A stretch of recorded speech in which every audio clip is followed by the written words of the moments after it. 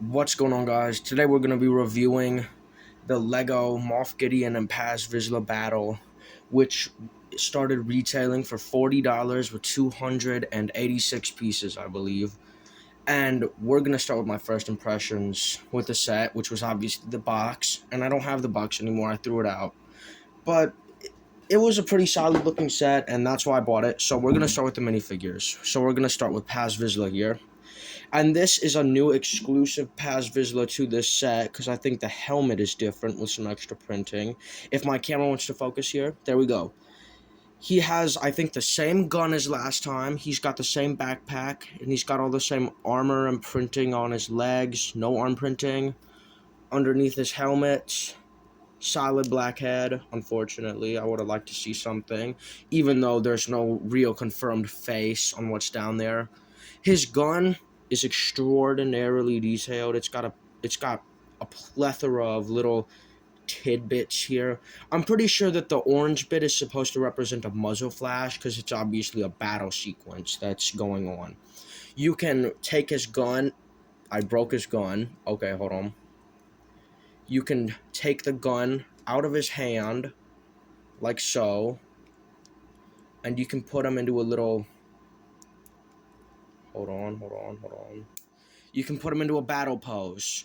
So he's holding his gun, he's ready to fire, and I think he can stand up. He stands up quite well because his backpack is weighing him down, so the gun has no real effect on his overall weight, and he's not top heavy, bottom heavy, anything of that sort. We also get two of the Imperial Praetorian Guards. Praetorian Guards were first seen in The Last Jedi and later appeared in The Mandalorian Season 3 with different armor. These figures come with two different weapons, which are slightly reminiscent of the Magna Guards from Revenge of the Sith, in my opinion. And they are very solid figures. They have a completely all-new helmet mold. You can take off their head and it's completely red, which is kind of unfortunate again. I would have at least liked a basic Imperial, like Stormtrooper face or something. They have a little bit of armor. They've got a tad bit of leg printing, which I think is supposed to represent a printed waist cape of the sort. Can my camera focus, please? Yep, there we go. Back printing, there's like no back printing whatsoever, but that's alright, because you do get two of them in the set. So it kind of makes up for some of the lack of printing. This Magna Guard, or not Magna Guard, see, it is reminiscent, because that's what I'm thinking of. This Praetorian Guard has a slightly different weapon, which is kind of like a, like, electro staff, sort of, again, what the Magna Guards had. And this is the reason everyone's buying this set. Don't pretend it isn't. The Moff Gideon minifigure, which is just incredible. It's one of the best Star Wars minifigures in a little bit. So we're going to start with the basic details. He has a gorgeous new, completely printed helmet, or completely new molded helmet. He's got fair bits of printing on his legs and torso. No on printing again. On his back, he has a jetpack, which has a specially printed 1x1 tile just for this figure. And again, his helmet is completely custom molded to this set. It's got some spikes on it that are kind of reminiscent of Darth Maul, in my opinion. You can take off his head, and he actually has a face. He's the only figure in this set with a face on it. Can it focus? I don't know if my camera wants to focus right now, but you all know what Giancarlo Esposito looks like. Yep, there we go, kind of. He's got a double face printing. He's got an angry face and a less angry face, but still probably angry, as most of you can know. I've got one complaint with this figure, actually two complaints. In the show, he did have a cape on that they obviously didn't include in this set. He should have a black cape. And then the helmet kind of has a little problem. Is it not having it now? You can wiggle it kind of like that, which is definitely a big problem because it might wear down either the head or the helmet pieces over time.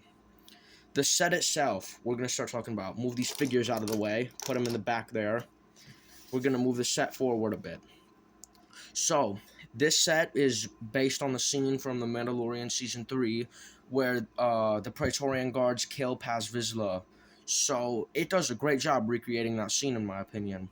So let's start with some of the play features. You can remove this cannon up at the top. It's removable. You can twist it around. You can have it set there, or you can have it up here. The little gap in between the cannon doubles as bonus space for the extra ammunition here, as I call it.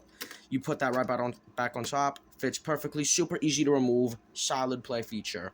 Inside this crate here, it comes with 2 thermal detonators, which I don't really know why you'd need them for this set, because I don't remember Moff Gideon or the guards having any of those, but it's just Imperial cargo. Set that back down if it wants to. There we go. That's kind of tricky to put down, so I'm going to fix that later. Obviously, the main feature of this set is the door. So you can open the door up. It stays. You can't push it down at all. You can pull it up a bit more, but it won't stick. Turn it around to close. Oh, that thing just fell off. Hold on. Give me 1 second.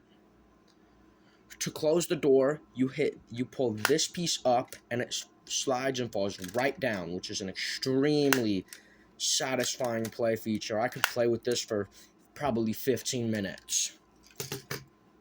Now, in this set are unfortunately some stickers, as you can see there on the door. In that little spot, some light pieces up here. These are all stickers, and I did a very bad job with the sticker placement on that angle. This here is printing, which is good. You flip it around here, and you get a little area, which I don't think you can see very well. There you go. It is the shuttle from The Mandalorian Season 2, the Imperial Destroyer that Moff Gideon had, that was special to him. Now, let's go into some of the detailing on the set. You obviously have all the lights up here. They did a really good job to make the edges fluid. The edges on the doors fluid, just like in Star Wars. Over on this side, you've got a little light pole, which I don't really know why there is, but it's just kind of there. And the main gimmick area with this set is right here, there's a little clip, and right here, there's a little clip. That's not on camera. Right here, there's a little clip. And here there's a little clip. You can actually attach the Ambush on Mandalore battle pack to both of those sides. I would show you, but I don't own that one yet. You can attach it onto those areas there and extend it and have more play features and more figures and room and stuff. And you can actually buy 2 of them and put them on both sides for a very good display piece or play set or whatever you want to call it. Now, in my final terms, this set for $40, I'd say is very good value. You don't get a lot of pieces, but you get 4 very good minifigures. You get a very solid scene that looks like it's pulled straight out of the show. Aside from the cannon, that part's not very accurate. My only real complaint is that if you've got Paz Visla in the middle here, you got both the Praetorian guards hacking away at him, there's no real area to put Moff Gideon, so you either have to put him up in the cannon, which is inaccurate, or back in this little compartment here, which just kind of hides him away, and that compartment just isn't very detailed in my opinion, so it wouldn't be worth putting him there. And my final review of this set, this is a very solid, nice set. It's definitely worth the money, I would say, if you're looking for the exclusive minifigures.